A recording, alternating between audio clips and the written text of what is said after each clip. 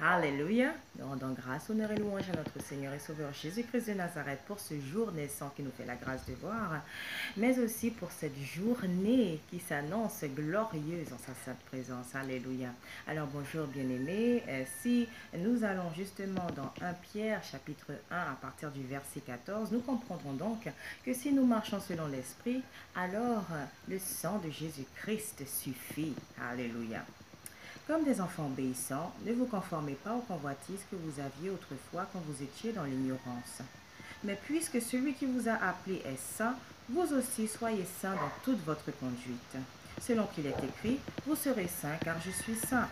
Et si vous invoquez comme Père celui qui juge selon l'œuvre de chacun, sans exception de personne, conduisez-vous avec crainte pendant le temps de votre pèlerinage, sachant que ce n'est pas par des choses périssables, par de l'argent ou de l'or que vous avez été rachetés de la vaine manière de vivre que vous avez hérité de vos pères, mais par le sang précieux de Christ, comme d'un agneau sans défaut et sans tache, prédestiné avant la fondation du monde et manifesté à la fin des temps à cause de vous, qui par lui croyez en Dieu, lequel l'a ressuscité des morts et lui a donné la gloire, en sorte que votre foi et votre espérance reposent sur Dieu.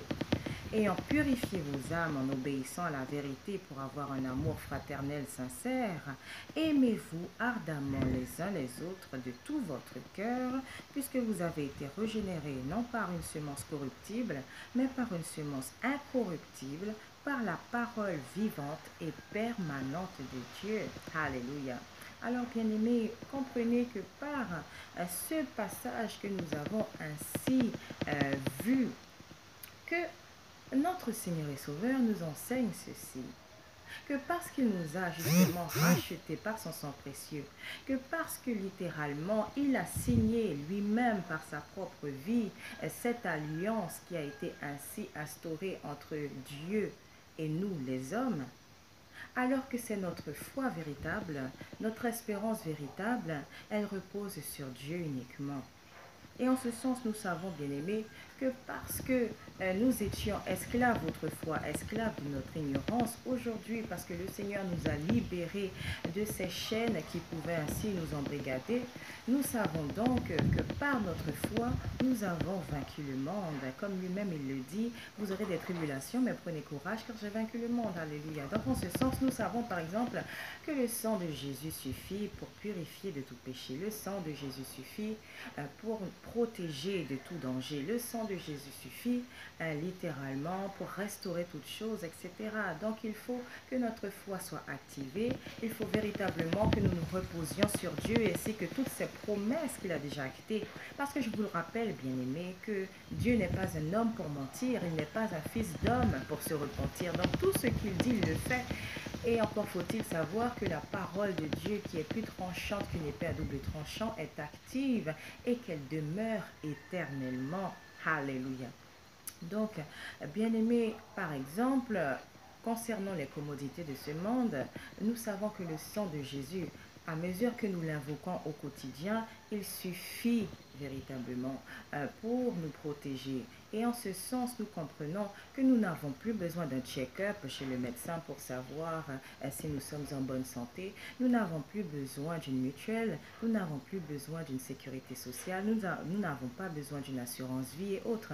Toutes ces choses que le monde voudrait ainsi nous imposer, en fait, bien aimés, ne sont aucunement utiles si véritablement nous avons la foi en Jésus-Christ, si véritablement nous le reconnaissons dans toutes nos voies. Et c'est en ce sens que nous sommes affranchis de nos chaînes spirituelles et mentales.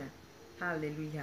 Alors, bien-aimés, en ce sens, comprenez que le Seigneur, en invoquant son sang précieux, ainsi nous savons que par son sang, nous sommes et demeurons purs, sans faute, sans tâche aucune, puisqu'encore une fois, Jésus-Christ qui s'est livré en rançon pour toute l'humanité, ainsi a garanti le fait que nous soyons véritablement libres.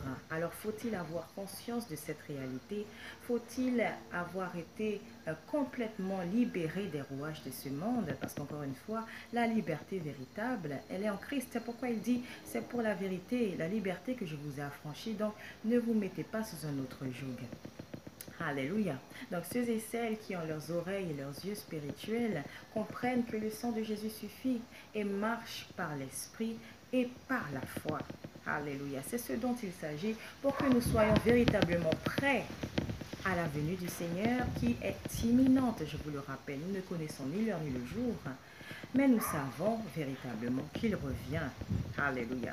Donc oui, bien-aimés, par rapport à cela, par rapport à ce que Jésus-Christ lui-même a contribué, à ce à quoi il a contribué, ce à quoi justement il a ainsi, ce qu'il a érigé comme étant véritablement une assurance vie, dans la mesure où sa vie seule suffit pour nous garantir la vie éternelle. Sa vie seule suffit pour que nous soyons plus esclaves de ce monde de quelque manière que ce soit.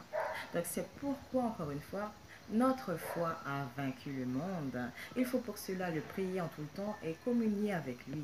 Et c'est par cette vie de prière, c'est par cette vie de sainteté que nous savons que nous avons l'assurance du salut. Parce que, encore une fois, c'est l'Esprit Saint, notre adjuvant, qui nous démontre comment vivre dans ce monde sans faire partie de ce monde. Si véritablement nous sommes nés de l'Esprit, alors nous savons qu'il n'y a plus de condamnation pour nous. Alors nous savons véritablement que la colère de Dieu ne se déversera pas sur nous parce que nous nous engageons à vivre sainement, nous nous engageons à vivre une vie de sainteté parce que littéralement, c'est Dieu notre Père et Créateur qui nous le soumet justement, et qui nous rappelle cette alliance que nous avons ainsi conclue avec lui en Jésus-Christ, qui est, je vous le rappelle, la lumière de ce monde. Alléluia. Alors je prie, bien-aimé, que le Seigneur lui-même, par ces quelques mots qu'il nous a ainsi insufflés dans le cœur, qu'il puisse ainsi par son esprit de discernement, de sagesse, de connaissance, de vérité, de révélation, vous insuffler toutes choses dans le cœur, afin que, bien-aimés, vous vous libériez de toutes sortes de chaînes que vous auriez et que vous aspiriez véritablement à cette liberté à laquelle il nous appelle et que vous soyez prêts à tout moment à sa venue. Alléluia. Restez bénis en Christ, bien-aimés. Que Dieu vous garde dans toute votre voie et à très bientôt par sa grâce.